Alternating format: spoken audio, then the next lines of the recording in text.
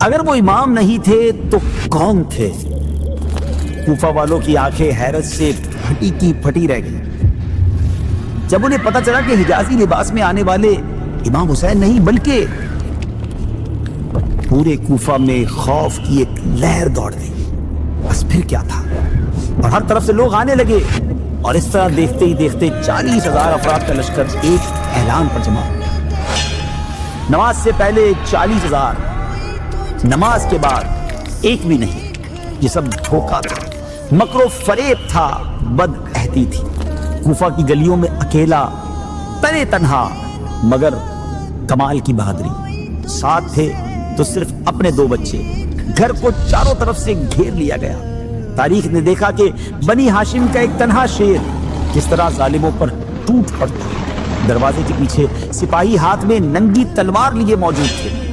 آپ قرآن پاک کی تلاوت کرتے ہوئے دروازے سے جیسے ہی اندر داخل ہوئے، اچانک انا للہ و انا الیہ راجعون۔ خاندان اہل بیت۔ السلام علیکم ورحمۃ اللہ وبرکاتہ۔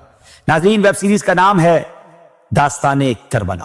کل ہم نے سنا تھا کہ کوفہ میں موجود 2 افراد نے یزید تک یہ خبر پہنچا دی تھی کہ گورنر کوفہ حضرت نعمان بن بشیر رضی اللہ تعالیٰ عنہ حضرت مسلم بن عقیل رضی اللہ تعالیٰ عنہ کے خلاف کوئی کارروائی نہیں کر رہے، حالانکہ مسلم بن عقیل کوفہ والوں کو یزید کے خلاف آمادہ کر رہے ہیں۔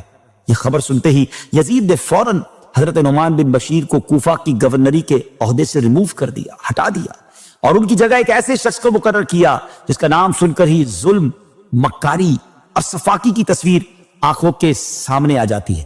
اس شخص کا نام تھا عبید اللہ بن زیاد۔ عبید اللہ بن زیاد نہایت مکار، چالاک اور ظالم انسان تھا۔ جیسے اسے یزید کا پیغام ملا، یہ فوراً بصرہ سے روانہ ہو گیا، لیکن اس کی مکاری ذرا دیکھیں۔ اپنی فوج کے ساتھ شان و شوکت کے ساتھ کوفہ میں داخل نہیں ہوا، بلکہ اس نے اپنی فوج کو قادسیہ میں روک دیا، اور پھر خود چند آدمیوں کو لے کر حجازی لباس پہن کر، عرب کے لوگوں کا لباس پہن کر، رات کے اندھیرے میں ایک اونٹ پر سوار ہو کر اس راستے سے کوفے میں داخل ہوا جس راستے سے حجاز کے قافلے آیا کرتے تھے۔ اور سب اس نے کیوں کیا؟ کیونکہ کوفہ والے پہچان نہ سکے، بلکہ وہ یہ سمجھ بیٹھے کہ امام حسین تشریف لے آئے ہیں رضی اللہ تعالیٰ عنہ۔ چنانچہ ایسے ہی ہوا، کوفہ کے لوگ جو ہر لمحہ امام علی مقام کی آمد کے منتظر تھے، جن کی نظریں راستوں پر جمی ہوئی تھی، جن کے دل امام پاک کی محبت میں بے قرار تھے، انہوں نے رات کے اندھیرے میں جب حجازی لباس اور حجازی راستے سے آنے والے اس شخص کو دیکھا تو وہ تو خوشی سے بے قابو ہو گئے۔ کسی نے نعرہ لگایا امام حسین آ گئے، اور پھر دیکھتے ہی دیکھتے خوشی کی لہریں پورے کوفہ میں دوڑ گئیں، نعرے بلند ہونے لگے، لوگ گھروں سے نکل آئے، دل خوشی سے دھڑکنے لگے۔ ادھر ابن زیاد دل ہی دل میں جل رہا تھا، لیکن اس نے ضبط سے کام لیا اور خاموش رہا، کیونکہ اگر اس لمحے اس کا بھانڈا پھوٹ جاتا تو شاید وہ زندہ گورنر ہاؤس تک پہنچ بھی نہ پاتا۔ مگر اس مکار نے ایک بہت اہم بات سمجھ لی تھی، اس نے جان لیا تھا کہ اہل کوفہ کے دل کس قدر امام علی مقام کی محبت میں ڈوبے ہوئے ہیں۔ وہ جان گیا تھا کہ یہ قوم امام علی مقام کی ایک جھلک تک کے لیے بہت بے چین ہے۔ یہی سوچتے ہوئے وہ خاموشی سے گورنر ہاؤس میں داخل ہو گیا، اور افسوس اس وقت تک کوفے والوں کو یہ معلوم ہی نہ ہو سکا کہ یہ امام حسین نہیں بلکہ ابن زیاد ہے۔ پھر جب یہ حقیقت سامنے آئی تو خوشیوں کے چراغ یکدم بجھ گئے، دل ٹوٹ گئے، اور پورے شہر پر مایوسی کی ایک سرد چادر پھیل گئی۔ رات گزری، صبح ہوئی، ابن زیاد نے اہل کوفہ کو جمع کیا، یزید کا پیغام سنایا، اور پھر دھمکیوں، خوف، لالچ اور سازشوں کا ایک ایسا کھیل شروع کیا جس نے پورے کوفہ کو خوف اور بے چینی میں مبتلا کر دیا۔ وہ لوگوں کو ڈرانے لگا کہ یزید کی مخالفت کا انجام بہت بھیانک ہوگا۔ وہ قبائل کے سرداروں کو خریدنے لگا اور لوگوں کے دلوں میں خوف بھرنے لگا۔ اسی طرح اس نے آہستہ آہستہ حضرت مسلم بن عقیل کے ساتھیوں کو ان سے سیپریٹ کرنا، جدا کرنا شروع کر دیا۔ ناظرین، اسی وقت حضرت مسلم بن عقیل رضی اللہ تعالیٰ عنہ ہانی بن عروہ کے گھر میں ٹھہرے ہوئے تھے۔ ابن زیاد نے محمد بن اشعث کو فوجیوں کے ساتھ بھیجا، اس حکم کے ساتھ کہ مسلم بن عقیل کو گرفتار کر لیا جائے۔ اور صرف یہی نہیں، ابن زیاد نے کوفہ کے تمام قبائل اور برادریوں کے سرداروں کو بھی قلعے میں نظر بند کر دیا تاکہ وہ اس کے دباؤ میں رہیں۔ حضرت مسلم بن عقیل کو جب ابن زیاد کے ارادوں کی خبر ملی تو آپ باہر تشریف لائے، اپنے وفادار ساتھیوں کو آواز دی۔ بس پھر کیا تھا، ہر طرف سے لوگ آنے لگے، جذبہ بڑھنے لگا۔ دیکھتے ہی دیکھتے 40,000 افراد کا لشکر آپ کے ساتھ آپ کے ایک اعلان پر جمع ہو گیا۔ 40,000 کا لشکر اور پھر اس لشکر نے شاہی محل کا محاصرہ کر لیا، چاروں طرف سے محل کو گھیر لیا گیا۔ اب صورتحال یہ تھی کہ بس حملے کے حکم کی دیر تھی۔ ناظرین، اگر اسی وقت حضرت مسلم رضی اللہ تعالیٰ عنہ حملے کا حکم دیتے تو قلعہ فتح ہو سکتا تھا، ابن زیاد گرفتار ہو سکتا تھا، اور پھر یہی لشکر ایک سیلاب بن کر شامی طاقتوں کو بہا لے جاتا، جس کے بعد یزید کے لیے زمین تنگ ہو جاتی۔ مگر ناظرین، ہونا کچھ اور تھا، کیونکہ لکھا کچھ اور تھا۔ حضرت مسلم رضی اللہ تعالیٰ عنہ نے قلعے کو گھیر تو لیا، مگر اس کے باوجود ابن زیاد کی جو مکاری تھی، یزید کی دشمنی پوری طرح ظاہر ہو چکی تھی، اور آپ نے حملے کا حکم نہیں دیا۔ کیوں؟ کیونکہ آپ جنگ نہیں چاہتے تھے، آپ خون مسلم بہتا ہوا دیکھنا نہیں چاہتے تھے، آپ چاہتے تھے کہ گفتگو سے مسئلہ حل ہو جائے، صلح کی کوئی صورت نکل آئے اور مسلمانوں کی جانیں بچ جائے۔ یہ تھی اہل بیت کی سوچ، یہ تھا ان کا ظرف، یہ تھی ان کی رحمت۔ لیکن دوسری طرف ابن زیاد تھا جو سازشوں کا جال بن رہا تھا۔ اس نے حضرت مسلم کے خلاف ایک عجیب چال چلی۔ اس نے یہ کیا کہ قلعے میں قید جو قبائلی سردار اس کے ساتھ تھے، وہ ان کو لے کر مجبور کیا اس نے کہ وہ لوگوں کو حضرت مسلم بن عقیل کا ساتھ چھوڑنے پر آمادہ کریں۔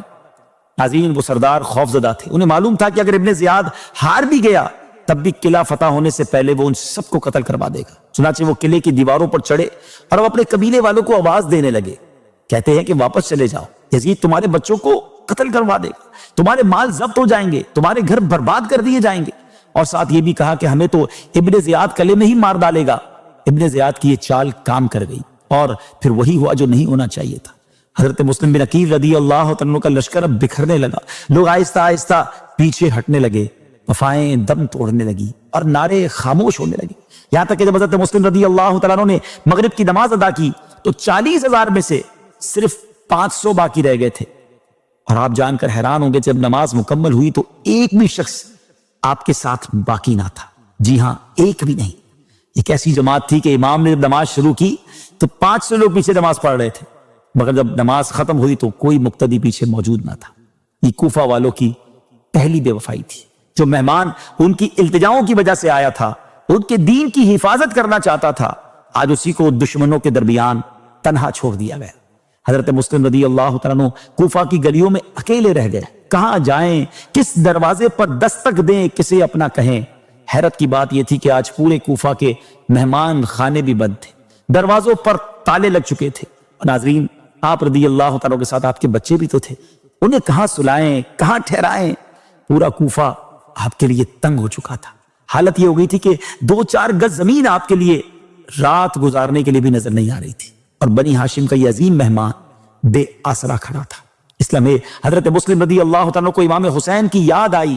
امام کی یاد آتے ہی آپ کا دل تڑپ اٹھا۔ آپ سوچنے لگے، میں نے امام کو خط لکھا ہے، میں نے آپ کو اس قوم کی وفاداری کے قصے سنائے ہیں، میں نے ان کے آنے پر اصرار کیا ہے۔ اب یقیناً امام میری بات رد نہ فرمائیں گے، وہ اپنے اہل و عیال کے ساتھ روانہ ہو چکے ہوں گے۔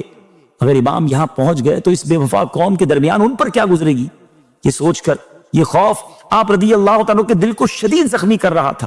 اسی پریشانی کے عالم میں آپ کو پیاس محسوس ہوئی۔ سامنے ایک گھر نظر آیا، وہاں طوعا نامی ایک عورت موجود تھی۔ اس سے آپ نے پانی مانگا، اس نے آپ کو پہچان کر پانی دیا اور اپنی سعادت سمجھ کر آپ کو اپنے مکان میں ٹھہرایا۔ لیکن افسوس، اس عورت کا بیٹا محمد بن اشعث کا غلام تھا۔ اس نے فوراً اپنے آقا کو خبر دے دی۔ بس پھر کیا تھا، ابن زیاد نے محمد بن اشعث اور کوتوال کو سپاہیوں کے ساتھ روانہ کر دیا۔ تو آ کے گھر کو چاروں طرف سے گھیر لیا گیا، جس کے بعد حضرت مسلم تلوار لے کر باہر نکلے، اور پھر تاریخ نے دیکھا کہ بنی ہاشم کا ایک تنہا شیر کس طرح ظالموں پر ٹوٹ پڑتا ہے۔ ناظرین، اس وقت حضرت مسلم بن عقیل تنے تنہا اس شان اور بہادری سے لڑے کہ یزیدی کانپ اٹھے، ان کی صفوں کی صفیں بکھر گئی، ان میں سے کئی مارے گئے اور کئی زخمی ہو گئے۔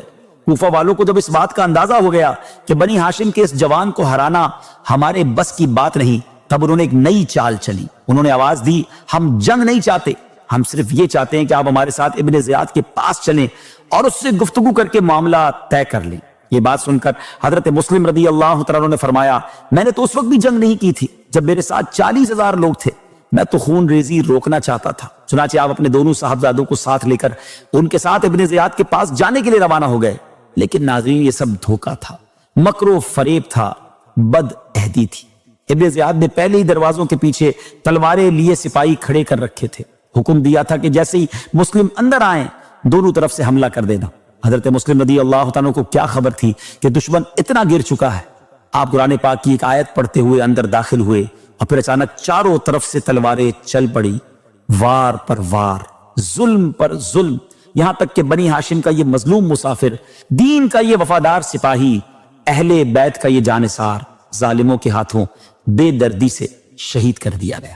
انا للہ و انا الیہ راجعون۔ ناظرین، ابن زیاد کے دربار میں حضرت مسلم رضی اللہ تعالیٰ کے دونوں صاحبزادے بھی آپ کے ساتھ آئے تھے۔ انہوں نے اس بے کسی کی حالت میں اپنے شفیق والد کا سر ان کے مبارک تن سے جدا ہوتے دیکھا۔ چھوٹے چھوٹے بچوں کے دل غم سے پھٹ گئے اور اس صدمے میں لرزنے اور کانپنے لگے۔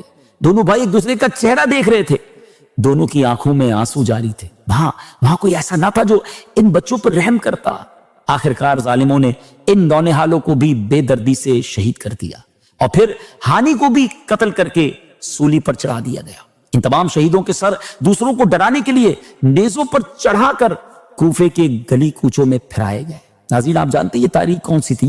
یہ بھی تاریخ کا ایک راز ہے کہ 3 ذو الحجہ 60 ہجری کا یہ دن تھا، اور ایگزیکٹلی یہ وہی دن تھا جس روز مکہ مکرمہ سے امام حسین رضی اللہ تعالیٰ اپنے قافلے کے ساتھ کوفہ کی طرف روانہ ہوئے۔